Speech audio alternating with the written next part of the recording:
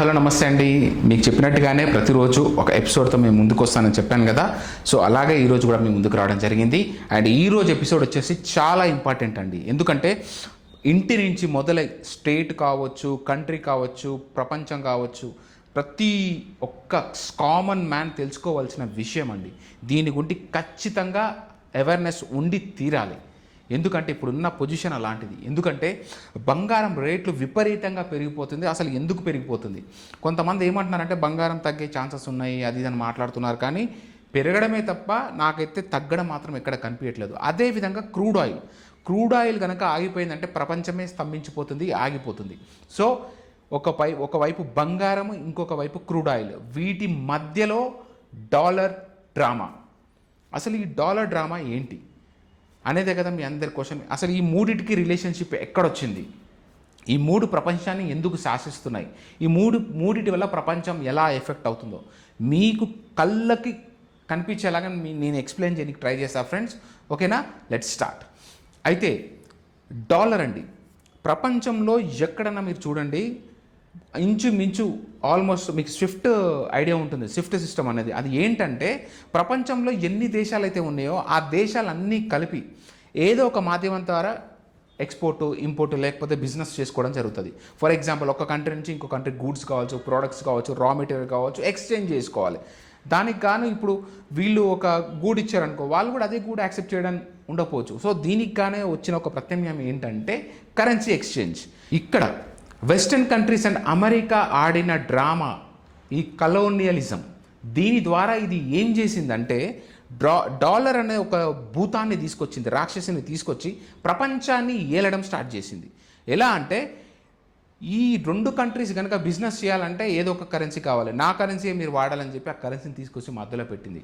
So raw material, goods కావచ్చు, లేకపోతే products కావచ్చు, ఆయిల్ రిఫైనరీ కావచ్చు, ఫుడ్ ఎక్స్పోర్ట్స్ కావచ్చు, ఏదైనా కావచ్చు, తీసుకెళ్ళి మనము యుఎస్ చేతిలో పెడతాం. ఆ యుఎస్ చేతిలో పెడితే వాడు దాన్ని తీసుకుంటాడు. వాడేం చేస్తాడంటే ప్రింటింగ్ మిషన్ పక్కన పెట్టుకొని పచ్చ నోట్లు నొక్కుతాడనమాట, గ్రీన్ పేపర్స్. ఆ పేపర్స్ని మనం ఒకన పడేస్తాడు. సో ఆ గ్రీన్ పేపర్స్ కోసం మన చేతిలో ఏదైతే మినరల్స్, రా మెటీరియల్స్, బంగారం ఏదైనా సరే తీసుకెళ్ళని చేతిలో పెట్టేస్తాం. సో అదైపోయింది. ప్రపంచంలో ఎక్కడ ఆర్థిక వ్యవస్థ దెబ్బ తిన్నా సరే యుఎస్ మాత్రం ఎందుకు తట్టుకొని నిలబడేదంటే వాడు సింపుల్గా ఏం చేసేవాడంటే ప్రింట్ కొట్టేస్తాడు అంతే. అంత దగ్గర ఒక ప్రింటింగ్ మిషన్ ఉంటే చాలు, డాలర్స్ కొట్టేస్తాడు. కొట్టేసిన తర్వాత వాడుకున్న ప్రాబ్లమ్ని దాంతో సాల్వ్ చేసుకుంటాడు. సో ఇంత దరిద్రంగా ఉండేదన్నమాట. సో ఇక్కడ ఈ డాలర్ అనే రాక్షసుడు ఏం చేశాడంటే వీడు ప్రపంచాన్ని ఏలుతూ వీడు శాసిస్తూ శాంక్షన్లు విధిస్తూ అవతల వాళ్ళ కరెన్సీని తొక్కుతూ వాళ్ళ వనరులన్నీ దోచుకోవడం స్టార్ట్ చేస్తాడు. వాళ్ళ సిస్టమ్ని అస్తవ్యస్తం చేయడం స్టార్ట్ చేస్తాడు. అందులోకి ఎగ్జాంపుల్గా మనం తీసుకోవాలంటే అర్జెంటీనా కావచ్చు, లేకపోతే రీసెంట్గా శ్రీలంకని చిత్తుకుంద నాశనం చేసి పడేశాడు ఈ డాలర్స్ వల్లనే. ఇప్పుడు కోలుకోవడానికి నానా యాతన పడుతుంది. సో దీని నుంచి ప్రపంచాలు చాలా మేలుకున్నాయి, చాలా తెలుసుకున్నాయి. అదే కాకుండా ఇరాన్ లాంటి ఒక దేశంలో ఎంతో క్వాలిటీ అయిన క్రూడ్ ఆయిల్ ఉన్నా కూడా అది ప్రపంచంలో దాని ఆయిల్ని అత్యంత ఎక్కువ ధరకి అమ్ముకోలేకపోయింది. కారణం అమెరికా విధించిన శాంక్షన్స్. ఎందుకంటే వాడు చెప్పిందే వినాలి. నాకు నచ్చలేదు, నేను డాలర్స్ త్రూ నీకు బిజినెస్ చేసుకోవాలని చెప్పి స్టాప్ చేసేసింది. సో నానా యాతన పడాల్సి వచ్చింది. అదేవిధంగా సింపుల్గా చెప్పాలంటే రష్యా మీద కూడా ఇదే రకమైన శాంక్షన్స్ విధించడం జరిగింది. సో వాళ్ళు అతి తక్కువ ధరకే ఈ చమురుని వేరే దేశాలకి వేరే రూపంలో ఇవ్వడం జరుగుతుంది. సో ఇంకొక విషయం ఏంటంటే ఈ అమెరికా పెత్తనం ఎక్కడ దాకా పోయిందంటే ప్రపంచ దేశాలనే శాసించడము, బెదిరించడము, వార్నింగ్ చేయడము, అవసరమైతే మీరు డాలర్స్ తోటే చేయాలి, వేరే రకంగా ఏ రకంగా చేసినా మీ దేశాన్ని నాశనం చేస్తా అని చెప్పేసి ఇండైరెక్ట్గా కాకుండా డైరెక్ట్గానే యుద్ధం చేయడం స్టార్ట్ చేసింది. సో ఇది అన్నమాట, డాలర్ అనేది ఒక న్యూక్లియర్ వెపన్ కంటే చాలా డేంజర్గా మారిపోయింది ఈ డాలర్ భూతం. సో ఫైనల్గా కళ్ళు తెరుచుకున్నట్టు కొంతమంది దేశాలు రకరకాలుగా సిస్టమ్స్గా ఫాలో అయ్యి గ్రూప్స్గా ఫాలో అయినాయి అనమాట. ఫర్ ఎగ్జాంపుల్ చెప్పాలంటే బ్రిక్స్ కంట్రీలో మీరు చూసుకున్నట్టయితే సౌదీ అరేబియా కావచ్చు, ఇండియా కావచ్చు, రష్యా కావచ్చు, చైనా కావచ్చు, అండ్ ఇథోపియా, ఇలాంటి ఎన్నో దేశాలు, సౌత్ ఆఫ్రికా, ఇలాంటి ఎన్నో దేశాలు అందులో వచ్చి కలవడం జరుగుతున్నాయి. ఇవి కాకుండా ఇంకా చాలా దేశాలు కూడా వచ్చి జాయిన్ అవుతున్నాయి. అయితే ఇక్కడ ఈ మన ఇండియా కావచ్చు, రష్యా కావచ్చు, చైనా కావచ్చు, వీళ్ళకి కనిపించిన ప్రత్యామ్నాయం ఏంటి? గోల్డ్ నిల్వలన్నమాట. అయితే ఈ బంగారం మన దగ్గర ఎంత ఎక్కువ ఉంటే మనం ఈ డాలర్లు కాకుండా బంగారం రూపంలో మనం ఎవరికైనా సరే బిజినెస్ చేసుకోవచ్చు రేపటి రోజు అన్న ఉద్దేశంతో టన్నులు వందల టన్నులు కొనడం జరుగుతుంది. చైనా కావచ్చు, లేకపోతే ఇండియా కావచ్చు. మనము బ్రిటన్లో తాకట్టు పెట్టిన బంగారాన్ని కూడా తీసుకురావడం జరుగుతుంది. రీసెంట్గా మోడీ నాకు తెలిసి 100 టన్నుల బంగారం మళ్ళీ తీసుకొచ్చాడు. మన దగ్గర ఇంచుమించు ఇండియన్ లెక్కల ప్రకారం ఒక 1000 కేజీల బంగారం ఉండొచ్చు. చెప్తున్నారు 800 కావచ్చు, లేకపోతే 850 అని. కానీ నాకు తెలిసిన ఇది ఒక అధికార రిపోర్ట్. అనధికారంగా ఇంచుమించు 1000 టన్నుల అయితే ఖచ్చితంగా ఉంటుంది బంగారం. అయితే అమెరికా దగ్గర 8000 టన్నుల బంగారం, చైనా దగ్గర ఇంచుమించు 3 నుంచి 4000 టన్నుల బంగారం, అలాగే ప్రపంచ దేశాల అందరి దగ్గర ఇట్లా టన్నుల కొద్ది బంగారం ఉంది. కానీ మీకు ఇక్కడ ఫ్యూజ్లు ఎగిరిపోయే విషయం ఏంటంటే, కళ్ళు చెదిరే విషయం ఏంటంటే, ప్రపంచంలో అందరి దగ్గర బంగారం ఉండేది ఒక ఎత్తు, మన ఇండియా దగ్గర ఉండేది మాత్రం ఇంకొక ఎత్తు. ఎందుకంటే మన సంస్కృతిలోనే, మన దాన్ని ఏమంటారు, మన హెరిటేజ్లోనే అది ఇమిడిపోయింది. సింపుల్గా చెప్పాలంటే, ఒక పేదవాడు తిననీకి తిండి లేకపోయినా తన పెళ్ళా మొడల మాత్రం మంగళసూత్రం ఉంటుంది. మీరు ఇది గమనించే ఉంటారు. సో బంగారం అలా ఒక మధ్య తరగతి దగ్గర కూడా ఒక పుస్తల తాడు కావచ్చు, లేకపోతే అలా బంగారం రకరకాలుగా మన ఇండియన్స్ ఒంటి మీద మన ఇంట్లలో ఉండదు.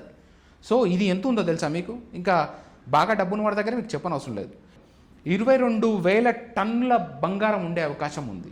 ఒక్కసారి ఊహించండి. అంటే ఇంచుమించు ప్రపంచ దేశాల బంగారం అంతా కలిపినా సరే, ఆ బ్రిటనోడు మన దగ్గరికి నుంచి దోచుకెళ్ళిపోయిన బంగారం ఉంది కదా, దాంతో కంపేర్ చేసినా, అవన్నీ ప్రపంచ దేశంలో బంగారం అంతా కంపేర్ చేసినా సరే మనకి సరితూగరు.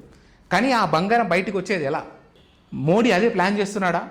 సామాన్యుడి దగ్గరికి నుంచి బంగారం బయటికి తీసుకురావడం కోసమే ఈ 50,000కే తులం బంగారం బయటికి తులం బంగారం రాబోతుంది అన్నప్పుడు వీళ్ళందరూ బంగారం తీసి బయటకు అమ్ముకుంటారని ఇతని ప్లానా? అసలు ఏం అర్థం కావట్లేదు. సో నాకు తెలిసి బికాస్ ప్రభుత్వం బంగారం బయటకు తీసుకురావడానికి ఏమైనా ప్లాన్ చేస్తుందా? ఎందుకంటే నాకు వచ్చిన ఇది ఒక అనుమానం అనమాట.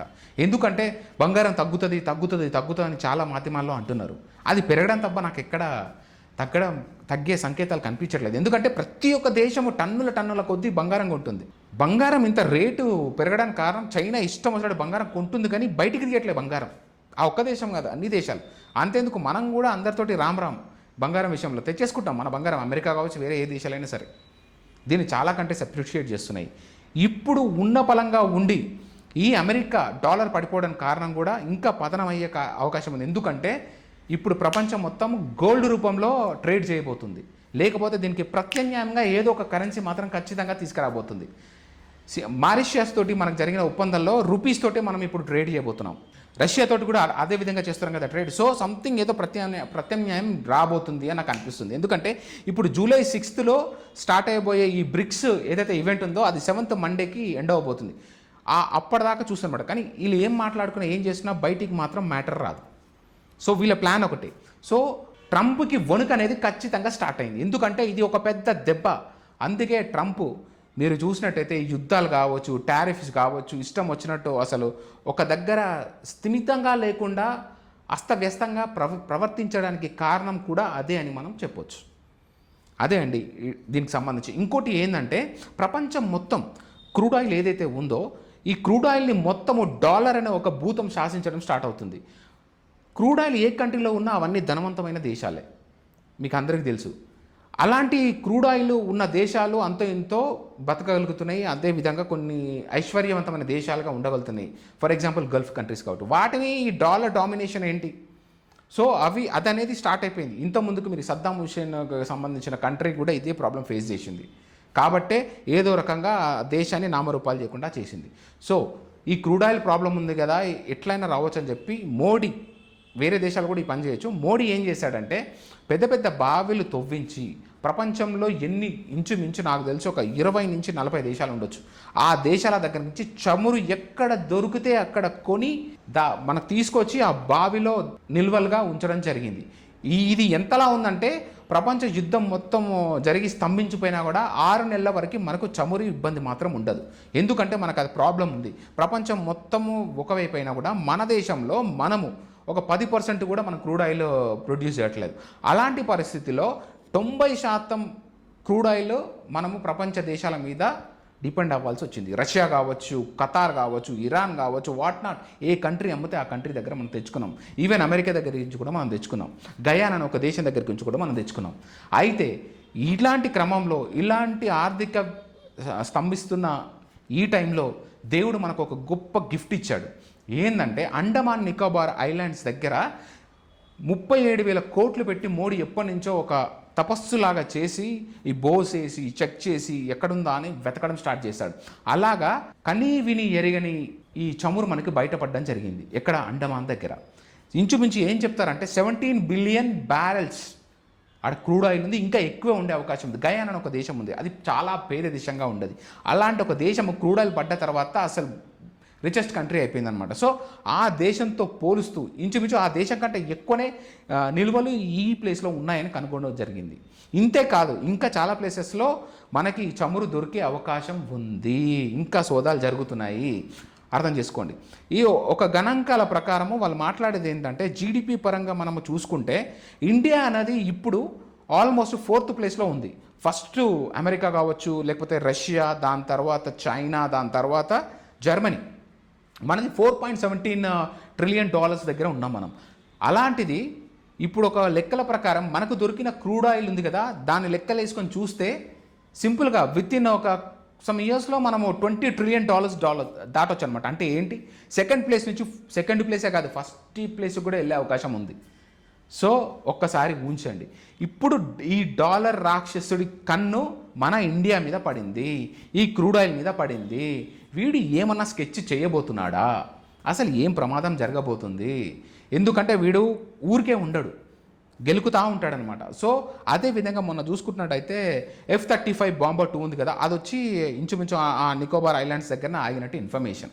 ఇంకోటి ఏంటంటే బ్రిక్స్ సదస్సు జరగబోతుంది July 6th to 7th వరకు, సండే మండే జరగబోతుంది. ఇక్కడ ట్విస్ట్ ఏంటంటే చైనాకి సంబంధించిన జింపింగ్ అయితే ఎవరైతే ఉన్నారో సోకాల్డ్ మన చైనాకి సంబంధించిన అధ్యక్షుడు మీ అందరికీ తెలుసు, తను కొద్ది రోజులుగా బయటికి రావట్లేదు, మీడియా ముంగడికి రావట్లేదు. చాలామంది ఏమంటారంటే ఇతని ప్లేస్లో ఇంకో అతను వచ్చే అవకాశం ఉంది, ఇతని ప్లేస్ నుంచి తీసేశారు, ఇతను ఏం చేస్తున్నారంటే ఇతనికి ఉరేయబోతున్నారా అనే ఒక క్వశ్చన్ మార్క్ కూడా.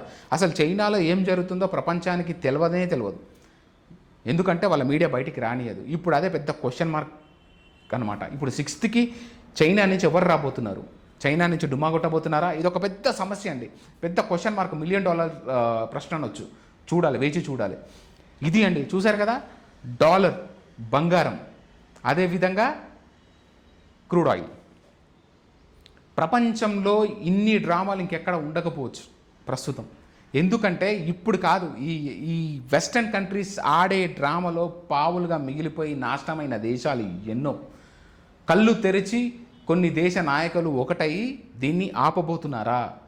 దీన్ని ఆపడానికి ట్రై చేస్తున్నారు. మరి ట్రంప్ ఏం చేయబోతున్నాడు?